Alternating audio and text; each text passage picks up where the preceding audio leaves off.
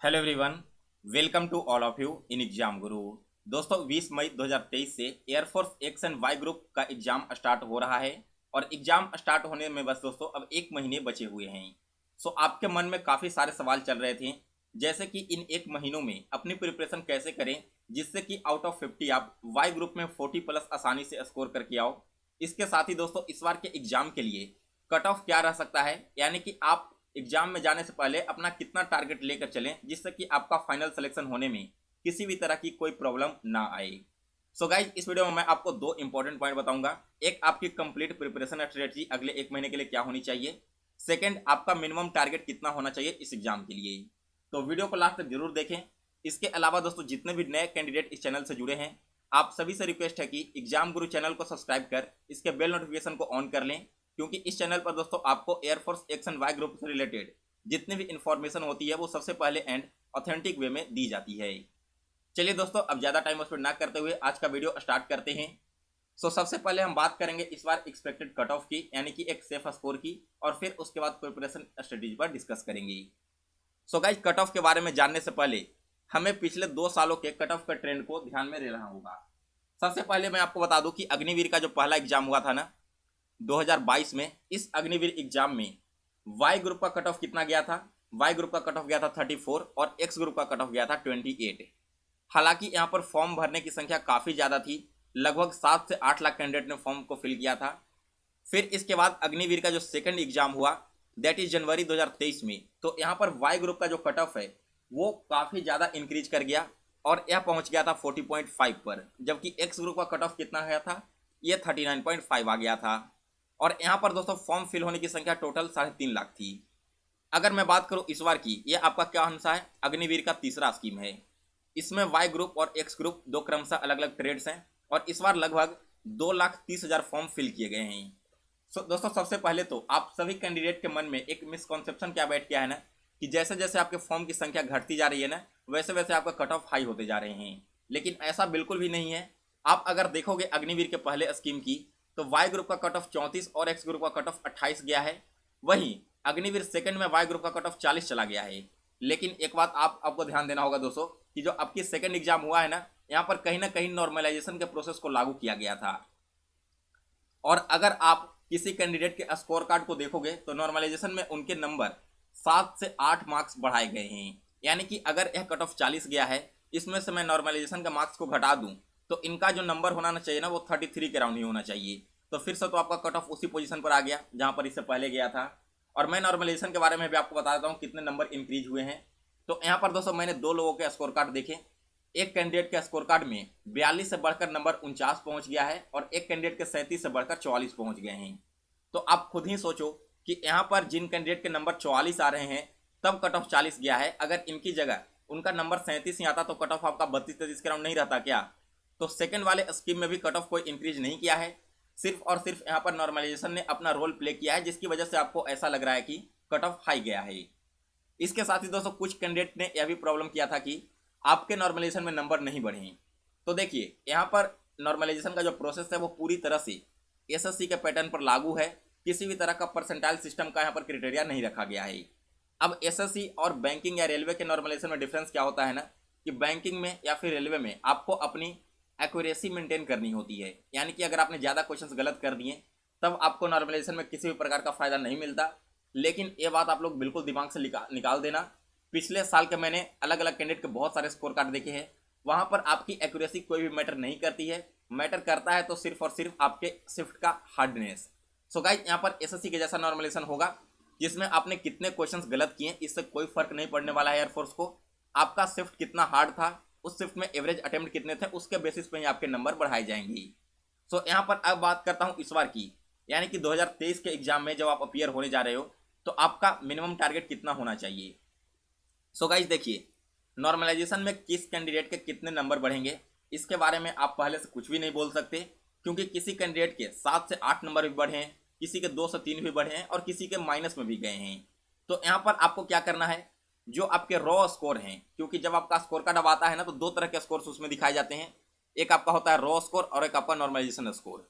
तो मैं raw score की बात कर रहा हूँ। जो रॉ स्कोर आपका होना चाहिए इस बार वाई ग्रुप के लिए, वो आप मिनिमम मानकर चलो 40 का, और एक्स ग्रुप में कितने का होना चाहिए। तो एक्स ग्रुप में दोस्तों आप मिनिमम अपना जो रॉ स्कोर है ना वो 37 से लेकर 40 के बीच में लेकर चलो। अब यहाँ पर दोस्तों अगर आप 40 का टारगेट लेकर चलते हो, इससे 2-3 नंबर आपके कम भी आते हैं ना, फिर भी नॉर्मलाइजेशन के बाद 42-43 आपके मार्क्स चले जाएंगे। और जब आपका मार्क्स इतना होगा तो आप फाइनल सिलेक्शन के लिए रेडी रहोगे। नहीं तो अगर को पता चला कट ऑफ 39 है और आपके मार्क्स 40 आ रहे हैं ना, तो फिर आप फाइनल सिलेक्शन ही नहीं ले पाओगे। तो फिर आप फेज 2 देकर भी क्या यहाँ पर करने वाले हो। इसलिए मैं बोल रहा हूँ कि मिनिमम आप 40 का टारगेट लेकर चलो और एक्स ग्रुप में मिनिमम आपका 37 से लेकर 40 के बीच में होना चाहिए। अब क्या यह संभव है 40 स्कोर करना? तो बिल्कुल संभव है।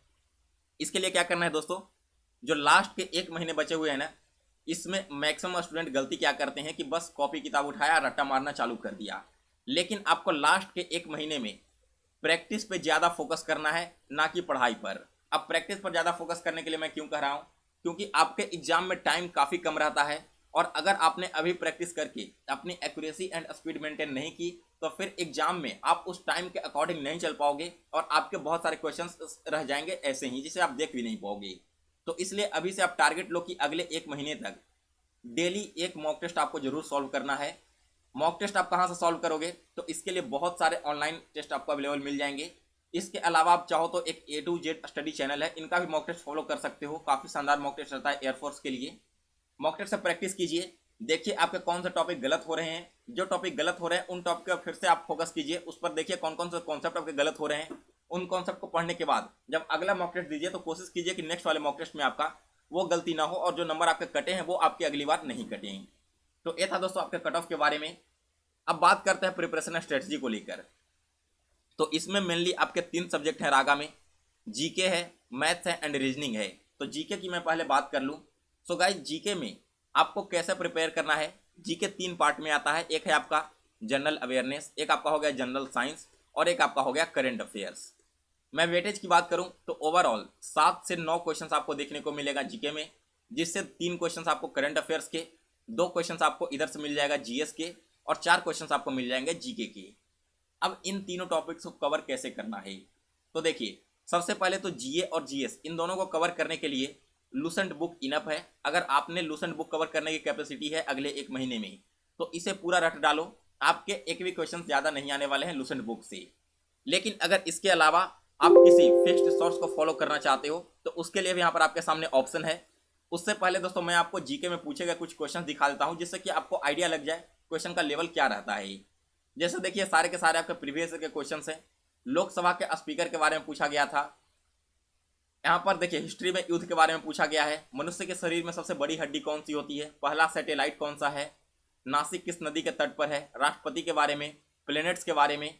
तो इस तरह के आपके सारे जितने भी इंपॉर्टेंट टॉपिक बनते हैं दोस्तों एग्जाम के लिए, इन सारे टॉपिक्स को मैंने केवल और केवल एक इस ई बुक में कवर कर दिया है, जिसमें आपको जीके जीएस के 1000 से भी ज़्यादा इंपॉर्टेंट क्वेश्चंस मिल जाएंगे 1 लाइनर के फॉर्म में, और हिंदी एंड इंग्लिश दोनों लैंग्वेज में क्वेश्चंस इंक्लूड किए गए हैं।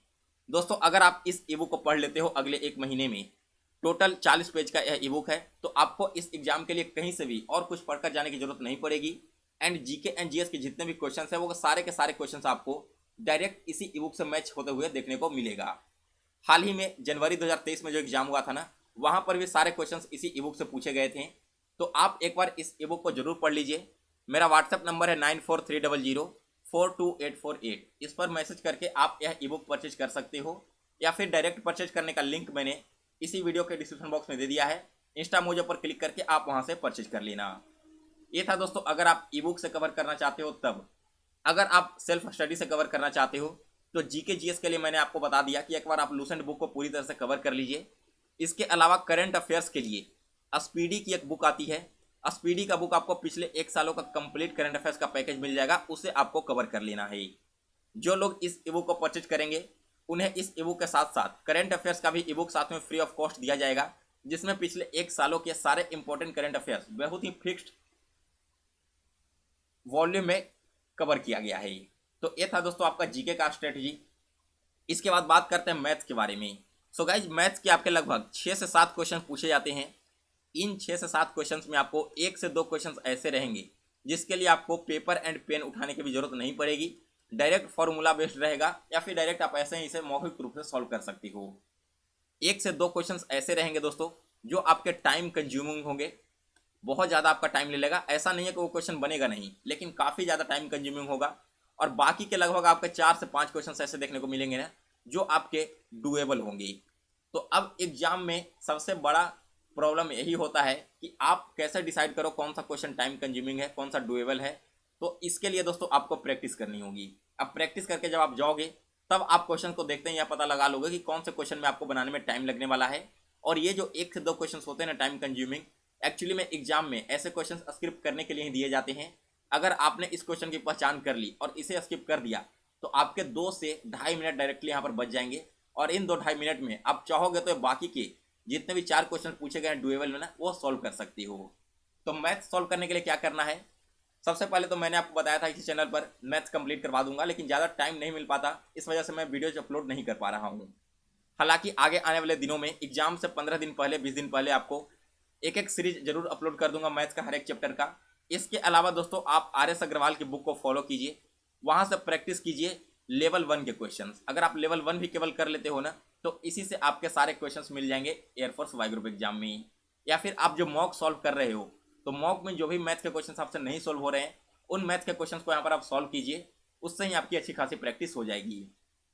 इसके अलावा मैंने आप सभी के लिए मैथ्स का एक वीडियो सॉल्यूशन के साथ ईबुक लॉन्च करने का वादा किया था, तो वो ईबुक मैं अभी बना रहा हूँ। 4 से 5 चैप्टर्स इसके कंप्लीट हो चुके हैं, 2 से 3 चैप्टर और बचे हुए हैं। तो अगले 2-3 दिनों के अंदर मैं उन 3 चैप्टर को भी कंप्लीट करके आप सभी के सामने वो ईबुक लॉन्च कर दूंगा। तो अगर आपने मैथ्स के लिए अभी तक कुछ नहीं पढ़ा है तो 2-4 दिन का और वेट कर लीजिए। इस ईबुक को आप पढ़ने के बाद मैथ्स के सारे चैप्टर्स आपके कंप्लीट हो जाएंगे। ये था दोस्तों आपका मैथ्स का स्ट्रेटजी। सबसे इंपॉर्टेंट है रीजनिंग, क्योंकि यहीं पर आपके मैक्सिमम क्वेश्चन पूछे जाएंगे और मैक्सिमम गलती भी यहीं पर होती है। रीजनिंग को दोस्तों मैंने 2 पार्ट में डिवाइड कर दिया है, एक है वर्बल रीजनिंग और दूसरा है non verbal reasoning. Non verbal reasoning और वर्बल रीजनिंग क्या होता है, तो वर्बल रीजनिंग में आपके आ जाएंगे डिस्टेंस डायरेक्शन वाले क्वेश्चंस, ब्लड रिलेशन वाले क्वेश्चंस, इसके अलावा आपके अल्फ़ाबेट से रिलेटेड कुछ क्वेश्चंस हो गया, कोडिंग डिकोडिंग वगैरह हो गया। यानी कि जितने भी आपके फिगर के अलावा मिसलेनियस क्वेश्चंस होते हैं ना वो सारे के सारे यहाँ पर पूछे जाएंगे।